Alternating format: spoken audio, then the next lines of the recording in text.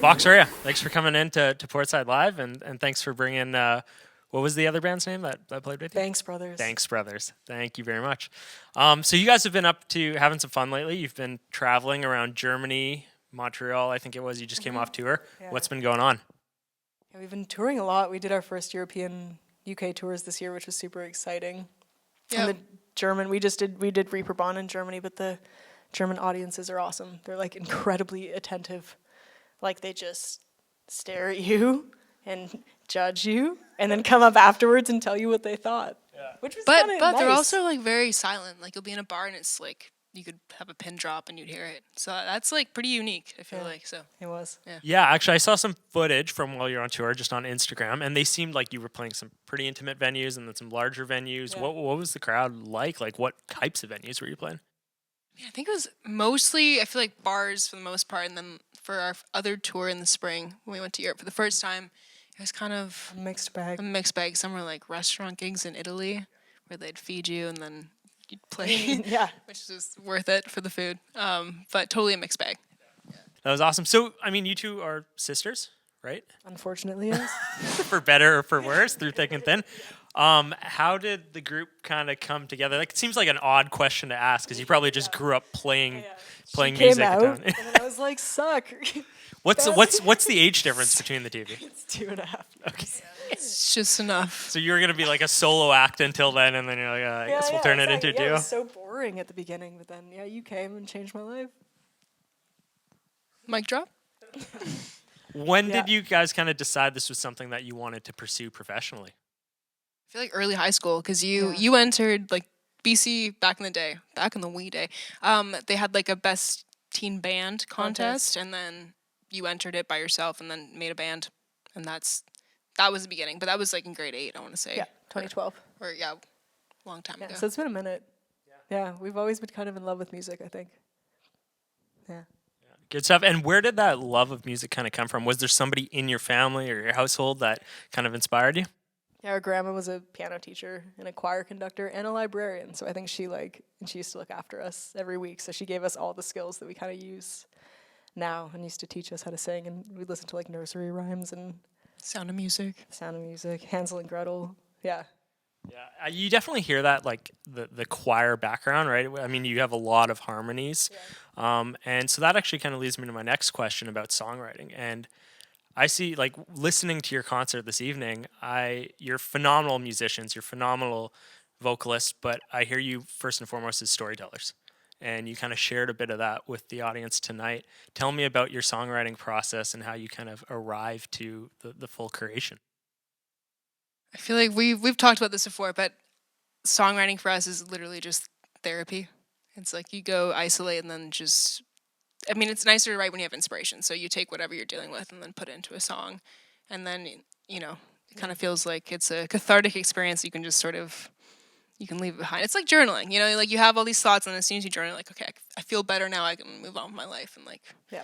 yeah. But I think I have so much trouble understanding my own feelings in regular life. Like I just don't. I'm just like, it's like a cloud of just like emotion all the time. And then I think like, it's true though.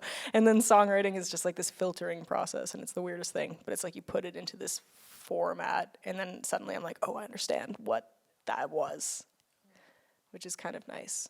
It's weird. It's like you rhyme your feelings and you're like, oh, it all makes sense. Like, cool. That's great. Who needs to pay a counselor when you can just exactly, rhyme music, when you can right? just rhyme. When you can just rhyme. Yeah. So kind of going back to growing up in your household, what kind of music was playing in your household, and how did that kind of inform the music that you play today? Yeah. So there was our grandma who was more like classical, that whole can of The worms. only And then rock band she liked was the Beatles. That was it. that was her. But then we have our parents who are completely non-musical, and they were very like classic rock 70s, like that. Jefferson Starship and All the Eagles, the you know. Eagles, Yeah. Fleetwood Mac. Aerosmith, I don't know. Yeah. So that was like in the car all the time. Yeah.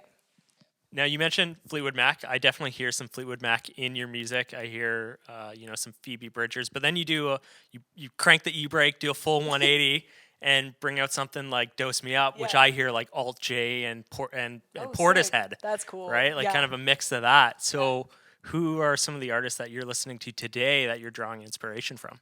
It's a really mixed bag, hey? Spotify makes it hard because you can just add everything to your recipe, but Michael Kiwanuka is a big one for us right now. Yeah, it changes all the time, I think. But If you're going to say one, what are you going to say? what was I gonna say? Well, like Radiohead, Cold. Yeah. I mean, for us, like Coldplay is our favorite band. Like as children, I think that was a big influence on not necessarily like our music now, but just why we wanted to be musicians. What else? I mean, we also like both study philosophy, so I think that there's also a lot of other weird influences that are pulling us in different directions.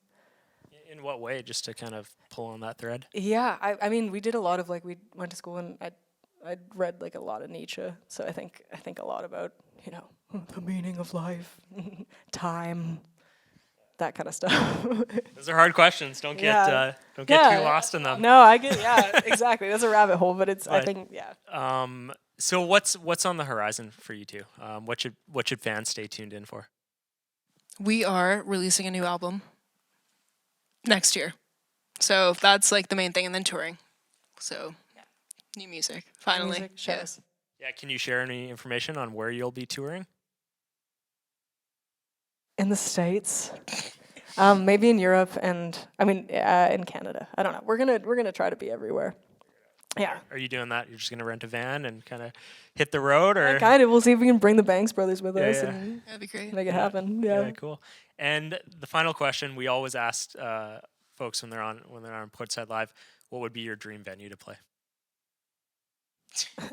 Red Rocks, but in Vancouver, the Orpheum. What about the Orpheum is it that really kind I of? think we used to go Just watch like- the VSO there all the It's time. heavenly. I don't know. You know what I mean? It is heaven Yeah, in a venue. So nice soft seat. Comfortable seats. Yeah. That matters. It does. Yeah, I went to go see the Vancouver Symphony Orchestra recently, and I bought a packet of M&Ms at the counter. And I cost thought you? because you could buy them, you could eat them inside. And I started opening it, no. and a lady turned around and gave me this. And You gotta be like a little rat, them like away. mow it all down and go back. It's terrible. Yeah, so very stressful. I'll keep that in mind when I come to see you gotta like hide your snacks for our show. we'll allow candy. Don't worry. Yeah. Sticking it. All right. Well, I think that's it. And thank thanks for you. coming in. Yeah. Thanks so much for My having pleasure. us. Okay. Take care.